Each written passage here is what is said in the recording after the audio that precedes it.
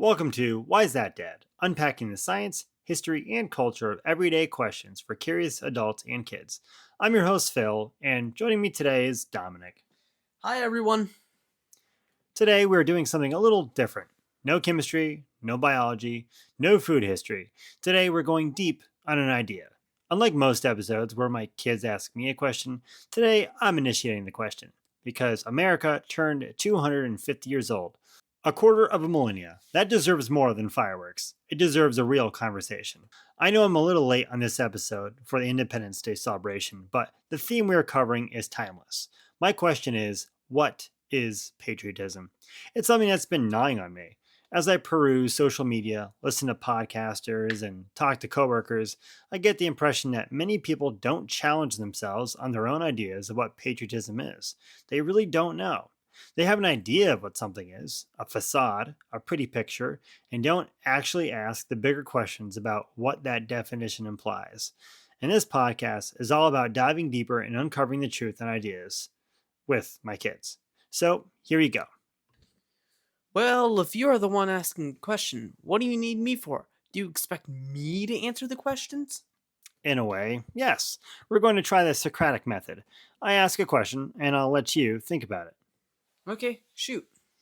What pops in your head when you're told it's the 250th anniversary of the country's founding? What's it look like to you? I see a lot of American flags on the 4th of July. It's Independence Day. Calling it the 4th is like calling Christmas December 25th. It trivializes it. Dad, don't be so pedantic. You didn't even let me answer my question. Okay, sorry. Go ahead. So, we see a lot of flags on Independence Day. We hear great patriotic songs, watch fireworks, we have burgers and dogs and watermelon. I love it. Yeah, festivities. People having a great time. The fireworks, flag waving. You kids like to throw water balloons at each other. What a show. It's almost a performance. But is it patriotic? Anyways, keep going. Okay, and I see some people driving their trucks with the flag on the back, blowing it in the wind. The music, festivities, loud and proudness of it. You're right, it does seem a little performative. I mean, there's got to be something more to patriotism than flying a flag, singing the national anthem, and saying, America, as loud as you can. I didn't think about it until you said it, but what exactly is patriotism? I know it's love of country, but what does that look like? And if it's love of country, shouldn't that demand something of us? I know that's a lot of questions, but 250 years is a big deal. I want to take patriotism seriously. So that's the power of the Socratic method. I'm making you ask more questions by answering mine. And answering this involves a bit of philosophy because it's not an easy answer. But I think we can use reasoning to get to a good answer. Let's work through it together using the Socratic method. I ask questions that are supposed to stimulate critical thinking and uncover underlying beliefs. Oh, I remember you telling me about Socrates before, and his student Plato, and his student Aristotle. Is this named after him? Yeah, you got it. For our listeners, Socrates was an ancient Greek philosopher, probably the most famous thinker who ever lived. His whole move was to ask people questions about things they thought they already understood. What is justice? What is courage? And almost every time, the person realized partway through that they didn't actually know something as well as they thought they did. They hadn't fleshed out the idea. And the method works. Okay, so patriotism is love of country. First question. If you love something, let's say you love a friend, what does it actually look like? What does love do? I mean, I care about them. I want good things for them. And if that friend was making a bad decision, hurting themselves, lying to themselves, or hurting others, what does love do in that moment? I'd say something. Try to help them. Even if they didn't want to hear it? Yeah, that's what a real friend does. Okay, now apply that exact same logic to a country.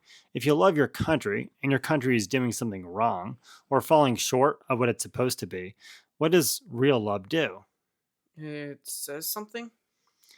Yeah, it says something. It doesn't just cheer. It doesn't just wave a flag and say, "We're the greatest, no questions asked." Real love is honest. Real love holds the thing it loves to a standard. So, loving your country doesn't mean thinking it's perfect? Not even a little. And I'd argue the people who loved America the most across all 250 years are often the ones who refused to pretend it was something it wasn't. They called out the flaws they saw. Okay, but isn't that just criticism? What makes it patriotism and not just complaining? I hear people say, if you don't like it, you can leave. Yeah, and that's a nonsensical retort. As we've established, we hold that which we love to higher standards. But to answer that question, answer this. What else does patriotism usually mean? Off the top of your head. Being proud of your country? Supporting it? That's what most people say. But here's the Socrates move. Why are you proud? Is it just because you were born here? I mean, kind of, but you don't choose where you're born. Right. So if national pride is just an accident to birth, is that really a meaningful thing to be proud of? You didn't build it, you didn't earn it. Hmm, I never thought about it that way. There's a writer named George Orwell. You might know him as the guy who wrote Animal Farm in 1984, who wrote an essay in 1945 where he made a distinction that I think is the most useful one in this whole conversation. He said there's a difference between patriotism and nationalism. What's the difference? Patriotism, he said, is a defensive love. It's attachment to a particular place, a particular way of life, a set of ideals, and a genuine desire to preserve and improve them. Nationalism is different. It's aggressive. It's the belief that your country is inherently superior to other countries and should dominate them. So, like, one is love and one is ego? That's a cleaner summary than most political scientists manage. Yes, patriotism says, I love this place and I want it to be its best self. Nationalism says, we are the best, full stop, and everyone else needs to recognize it. And those get mixed up? Constantly. And when nationalism gets loud enough and wraps itself in a flag, it can start to look exactly like patriotism from the outside. How do you tell the difference in real life, though? Good instinct. Stay concrete. Socrates' question: what does America say it's for? Life, liberty, and the pursuit of happiness? From the Declaration of Independence, yes, and from the Constitution to form a more perfect union. Notice that phrase, more perfect, not already perfect. The founders built the aspiration right into the document. They knew it wasn't finished. So, real patriotism is loving the idea, not just the country as it is right now. That's very close to what I think it is. Loving what America has committed itself to becoming and being willing to do the work of getting it there. That's way harder than waving a flag. Much harder. Flags are easy, which brings us to the people who actually did this the hard way. A few quiet guitar notes carry us forward. Oh, history. This is where we can really sink our teeth into. Who are you actually talking about? Yes, history, but I'll really just be grazing on history to give examples. Nothing too deep. Anyways, let's start with a speech delivered on July 5th, 1852, one day after Independence Day, by a man named Frederick Douglass. I know him. I mean, I don't know him. I've heard of him. He escaped from slavery. He was born into slavery in Maryland, taught himself to read, which was illegal at the time, escaped to the North, and became a very gifted writer and speaker. In 1852, the Rochester Ladies Anti Slavery Society invited him to give a 4th of July address. He did so on the 5th of July. He stood up and said something that stopped the room cold. 5th of July for an Independence Day address? Did he have a bad calendar? What did he say? That was an intentional part of his message. He said, and I'm paraphrasing closely, this 4th of July is yours, not mine. You may rejoice. I must mourn. He looked at the national celebration of freedom and said, what does this day mean to a man whose children can be sold away from him? What does all men are created equal mean when millions of people are held in chains on his very soil? Right now, today. That's intense. It is, and here's the part that makes it a perfect piece of American rhetoric. He didn't reject America. He called America out using its own founding documents. He said, you wrote these extraordinary words. I believed in them. More than you, apparently.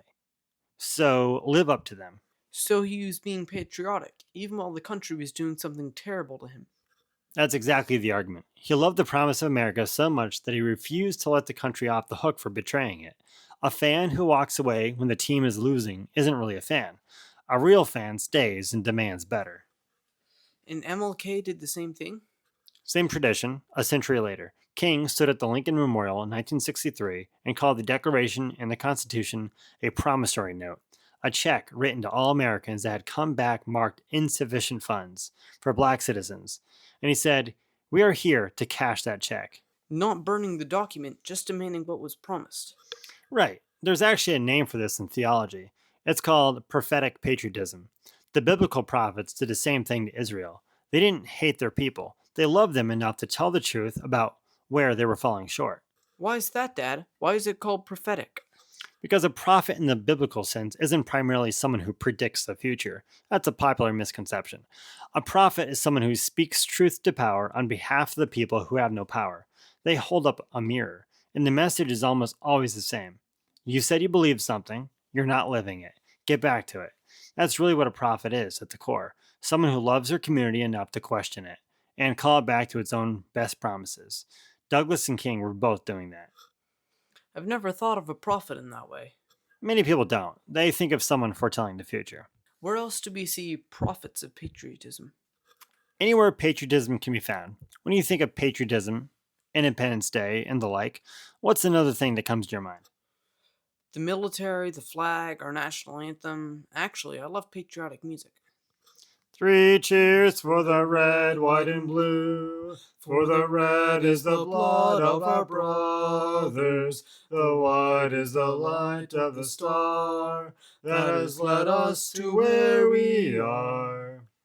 Yep, music. And actually, music might be the clearest place to hear the Orwell distinction. So let's test it. Think about the Star-Spangled Banner. What's it actually about? A flag during a battle? That's literally it. Granted, it gives me shivers every time I hear it. I love our national anthem. Don't get me wrong. Francis Scott Key wrote it in 1814, watching Fort McHenry get bombarded during the War of 1812, and the whole song is about whether the flag is still standing in the morning. It's a battle report set to music. That's all? Nothing else? It's about whether the flag made it through the night, and the flag is symbolic for the country itself. Did the country make it through the night? Anyone can digest the music on their own. Anyways, it's something I find interesting that so many patriotic songs are very militaristic in nature, that eventually that's what the citizens associate with patriotism, as you did, militarism. But the military is only a means to preserve the country. It's for defense. But sometimes it's for offense. It isn't the country. Then why did it become our national anthem? You know you're derailing the podcast, but okay. Well, there was real debate in Congress about whether to make it official at all. Some people thought it was too warlike, too narrow, just a snapshot of one battle, as I think it is. And there was another case to be made that it was difficult to sing. After all, it didn't become our official national anthem until 1931, long after it was originally written. But it had gained overwhelming popular and military use over the previous century. Its selection was ultimately driven by a massive veterans petition, political momentum, and its powerful symbolic ties to the American flag, which outweighed rival contenders. So, what were the other options? One was America the Beautiful. Oh, beautiful for spacious skies, for amber waves of grain. Catherine Lee Bates wrote it in 1893 after climbing Pikes Peak in Colorado and being floored by the view. Everybody knows the first verse, but almost nobody sings the later verse where she literally writes, America, America, God mend thine every flaw. She admits the country has flaws? Right there in the lyrics. In her original 1893 draft, she went even further. There was a line asking for a country where selfish gain no longer stain the banner of the free. She actually revised that line in later versions, but the instinct behind it stayed the same the whole way through. That's not celebration. That's a demand. The country being held to a standard, in a song, the same way Douglass held it to a standard in a speech. So, which one is more patriotic? The flag one or the flaws one? Using Orwell's distinction, which one asks more of you as a citizen?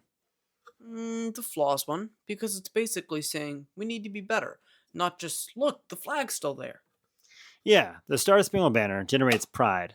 America, the Beautiful, generates responsibility. Both feel patriotic when you're singing them.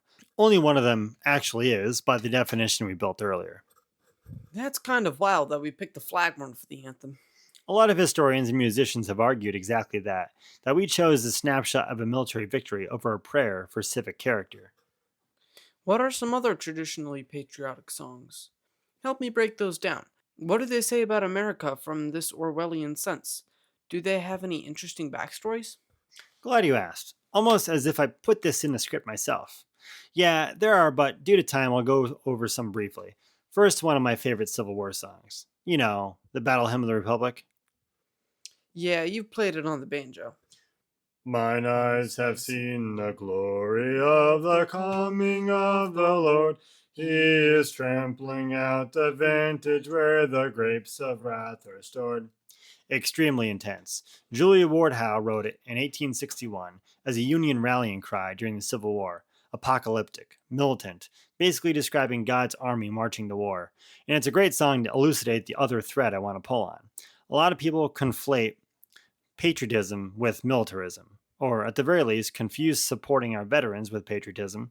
And I've noticed this in many of our most patriotic songs, or songs that may be considered patriotic to a degree. Let's play a game. Name some popular patriotic songs, either from modern times or yesteryear. Well, we've mentioned the Star-Spangled Banner and Battle Hymn of the Republic. How about Battle Cry of Freedom, Ballad of the Green Berets, Over There, American Soldier by Toby Keith, Arlington, and the 8th of November, to name a few, or my favorite, Riding with Private Malone. Perfect. Yeah, these are songs that are perceived as patriotic, but only because they mention the military or veterans. But Dad, don't you support our troops? What do you mean? I thought they went hand in hand. But let's go back to the definition of patriotism from Orwell. It's an attachment to a particular place, a particular way of life, a set of ideals, and a genuine desire to preserve and improve them. So, granted, the military may be needed to preserve the country and the countrymen, but what about all the times when the military is not used in such a manner?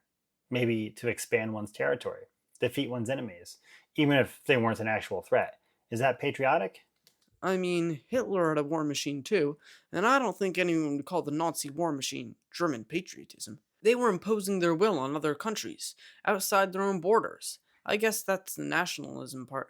Exactly right. And that's a nuance worth sitting with. Remember that more perfect union line from the Constitution? Real patriotism is always measured against that standard, preserving and improving your own house, not expanding your footprint into someone else's. So a military can be used in a deeply patriotic way, defending that house, or in a deeply unpatriotic way. The Nazi example, in simply wearing a uniform, doesn't tell you which one it is. And to answer your question directly, yes, I absolutely support our troops. Dominic, I am one of those troops, and your grandpa served, and all my brothers served, and proudly. But I understand the distinction. Not all wars are patriotic. All gave some, but some gave all. But was their all given for the country, or for some political gain? So I find it misleading that those themes are considered inherently patriotic. My point is there is more to patriotism than military glory and veterans. Anyways, back to the Battle Hymn of the Republic. Here's the twist in Julia Ward Howe's life. Later in her life, Howe became a committed pacifist. That means she fought for peace. Get it? She fought for peace. In 1870, she wrote something called the Mother's Day Proclamation. Nothing to do with cars and flowers. This preceded Mother's Day. But it was a direct appeal to women to rise up and demand peace, to refuse to let their sons be sent to war anymore. She spent decades of her life trying to undo the spirit of the song that made her famous. Why? I mean, why'd she change her tune? Did one of her kids die in battle? No, but she knew many others who did lose their sons. The thing is, war is often glorified. It's noble, it's sacrifice, or that's how it's often portrayed. Okay, another song. You're getting too depressing for me. What about This Land Is Your Land? Does that fit in here too? This land is your land, and this land is my land. From California to the New York Island. Perfectly, actually. Woody Guthrie wrote it in 1940 as a direct rebuttal to God Bless America, another patriotic song. He thought it was too comfortable, too much asking for a blessing and not enough asking hard questions. The original song had verses that never get sung at school assemblies. One describes a no trespassing sign on private property, and Guthrie notes that the other side of the sign says nothing, meaning who actually owns this land? Another puts him in a relief office during the Depression, watching hungry people in line, asking if this land is really made for you and me. That's a completely different song than the one I learned. Wait, now, you're homeschooled and I played that song from start to finish. I've only memorized the first line, Dad. Plus, you've never explained what it meant. Good point. But it's true. Many schools omit the tougher verses because they challenge the status quo. It started as a protest song, a question, not a celebration. Same move Bates made, same move Douglas made. And Woody Guthrie loved this country, America, albeit he had a different vision than those in powers of his day. But ultimately, he stood for the oppressed, the downtrodden. He thought the country wasn't doing enough during the Great Depression. That's deeply an American thing, to speak out about what you believe in. It's ironic, the very thing that may seem like criticism of the country and unpatriotic to some is what the First Amendment guarantees: free speech. There are many countries, even today, where disagreeing with the powers that be would get you sent to prison, or worse. And that's why you can make a podcast. Freedom of speech. I'm so blessed to be an American. Amen. Okay, last song. Born in the USA. That sure seems patriotic.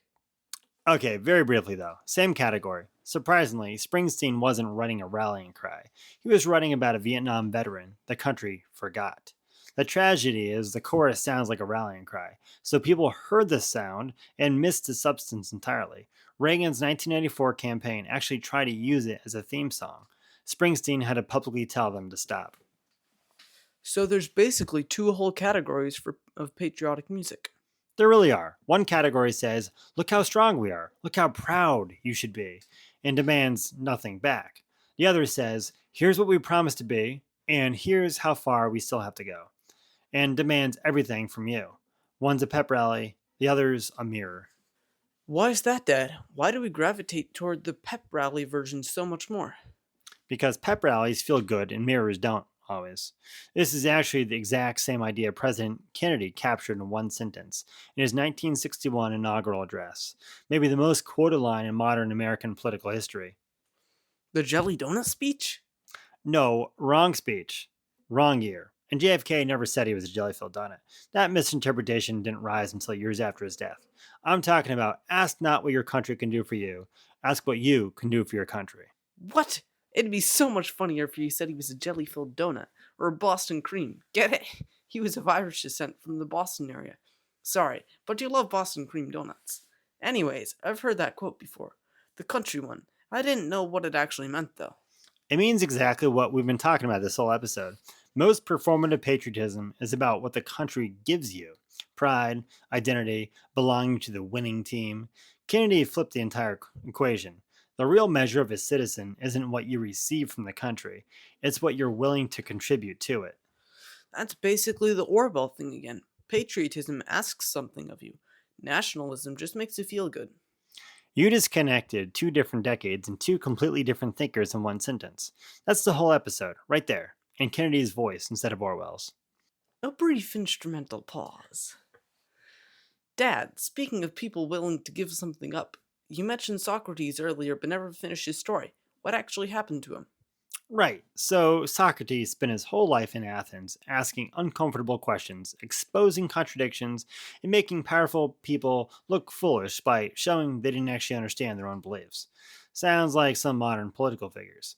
Eventually, in 399 BC, the city put him on trial. The charges? Impiety and corrupting the youth of Athens. Corrupting the youth for asking questions? For asking questions that made young people doubt things the establishment wanted accepted without examination. The jury found him guilty and gave him a choice: exile or death. I'd pick exile. If they didn't want me there, I'd leave. Well, he picked death What? Why? because he said he couldn't be Socrates anywhere else. His whole identity was tied to Athens, to being a citizen who pushed his city toward truth. He said the laws of Athens had raised him and educated him, and even when those laws were being used unjustly against him, he wouldn't reject them by running. And that should make you think next time someone says, "If you don't like it, leave." So he died because he loved his city too much to leave it. Yeah, they made him drink poison hemlock. Interestingly enough, that's in the carrot and parsnip family, and they say veggies make you live longer. So, choosing death, was it heroic? Stubborn? A kind of civic martyrdom? Scholars still disagree, but think about it in the context of today. The patron saint of hard questions is also the person who showed what it costs to genuinely love a place, not perform love of it. And America's had people like that too. Washington at Valley Forge, the soldiers at Normandy, Desmond Doss. You haven't seen Hacksaw Ridge, but a man who refused to even carry a weapon on religious grounds and then ran back into one of the worst battles of World War II, alone, at night, again and again, to pull 75 wounded soldiers to safety. None of these people were just waving flags. They were doing the hard, costly work of actually defending the thing they loved. Dad, did the founders know it was going to be this hard? Like, did they know what they were asking of people? They knew. This gets lost in how we talk about the founding. They weren't just designing a government, they were writing a theory of the citizen. And that theory had a specific requirement. The founders had requirements? I thought they were for freedom. That means no requirements, right? Wrong. Freedom, in their eyes, was active governance, and self governance required virtue. The founders, many of them deeply shaped by classical Greek and Roman philosophy and Christian ethics, believed self governance could only survive if people doing the governing were themselves good people, honest, able to think beyond their own immediate self interest. So they need to be citizens to be good, not just the laws. John Adams said it directly. In a 1798 letter to the Massachusetts militia, he wrote that the Constitution was made only for moral and religious people, and was wholly inadequate for the government of any other. He wasn't being preachy, he was being practical. A democracy where everyone is selfish and dishonest is just a system for organizing selfishness and dishonesty. So the whole thing depends on the citizens. Yes, it demands something of a citizen. Alexis de Tocqueville, a French writer who visited America in the 1830s, wrote one of the smartest books ever written about this country, identified the thing he thought was most likely to destroy it. Not a tyrant, not an invasion, apathy. Citizens retreating into their private lives, letting the whole project hollow out from the inside. That's why you, as a citizen, have a duty to care and to act. Vote, organize, educate yourself on real matters. You can't be a good yet apathetic citizen, and it wouldn't be patriotic. That sounds kind of familiar. It sounded familiar in a lot of eras.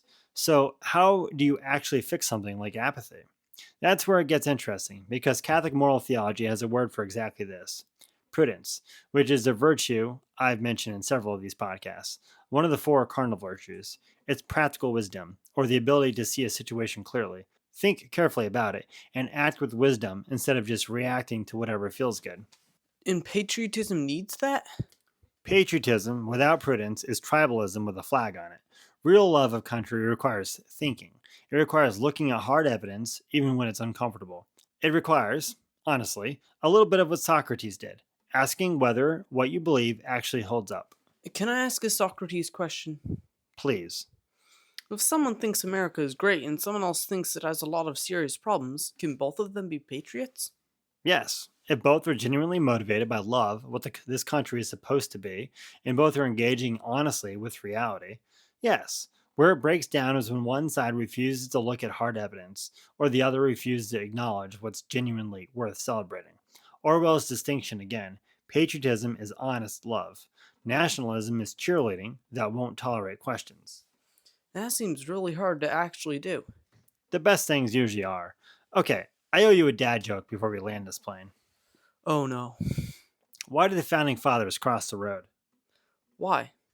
To get to the more perfect side. Whoa, 250 years and that's what you've got. 250 years of freedom, and this is what I do with it. The founders would be so proud. Okay, bring this all back. What does any of this mean for me? I'm a kid. I can't vote. I can't go to war. I can't do most of the stuff we talked about. Socrates' question: what can you do?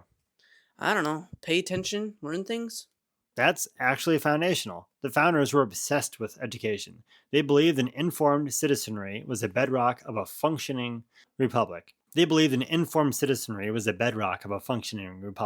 Benjamin Franklin, walking out of the Constitutional Convention in 1787, was reportedly asked what kind of government they'd created. He said, "A republic, if you can keep it." Keeping it starts with knowing what it is.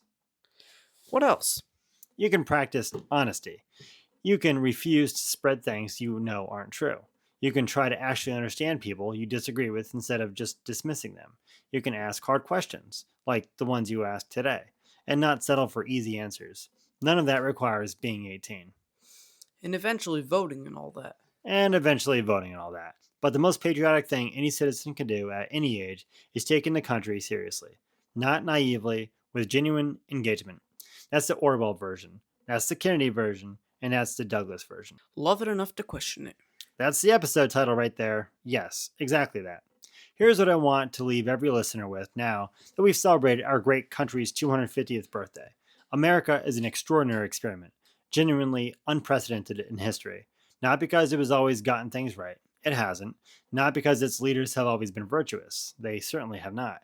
But because the idea at its center, that ordinary people can govern themselves, their rights come from something higher than the governments, that the arc of history bends toward justice when citizens are willing to bend it, that idea has proven more durable than anyone in 1776 could have guaranteed. 250 years later, it's still being tested, which means it still needs people who love it honestly. It still needs you. That's actually kind of a lot of pressure. Welcome to citizenship. All right, chivvy time. Hit them. Okay, listeners, 3 questions from today. If you don't know the answer, you have to listen to the podcast again, so my dad gets twice the listeners on Spotify. Question 1. George Orwell made a famous distinction between patriotism and nationalism. What's the difference? Question 2. What well-known patriotic song includes the line, God mend thine every flaw? And what does that reveal about the difference between performative and genuine patriotism? Question 3. What's the famous line from JFK's 1961 inaugural address, and how does it connect to everything we talked about today? And it's not Ich bin ein Berliner. Okay, a couple of things before we go.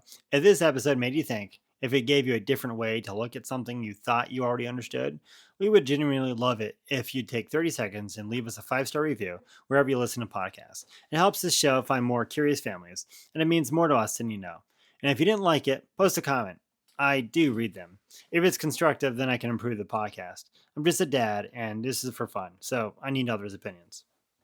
And if you want more of Dad and me, find us on YouTube at Contemplative Chaos. Good plug. I've been practicing. It shows. On his 250th birthday of the United States, thank you for spending part of it with us. Although it's 2 weeks later. Keep asking hard questions. Keep demanding better from your country, your leaders, and yourself. That's what the people who actually built this place did. It's the least we owe them. Happy birthday, America. Happy birthday, America. We'll see you next time on Why's That, Dad? Dad, so wait. If Socrates asked so many questions, he was just like a kid, huh? Did he know the answers to his questions? He wasn't asking questions he didn't know, per se. He would ask questions because he wanted people to think deeper. Well, maybe that's why us kids ask questions. Because I'm a teenager, so I know everything already. I'm asking questions just to test you. Sure, Dominic, sure. Let's play a game. What? Kill Hey. the kid? What? What's that from? Calvin Hobbes. I don't know. I don't know if our listeners are going to understand that one. Let's play a game. Let's play a game. Man, messed up again.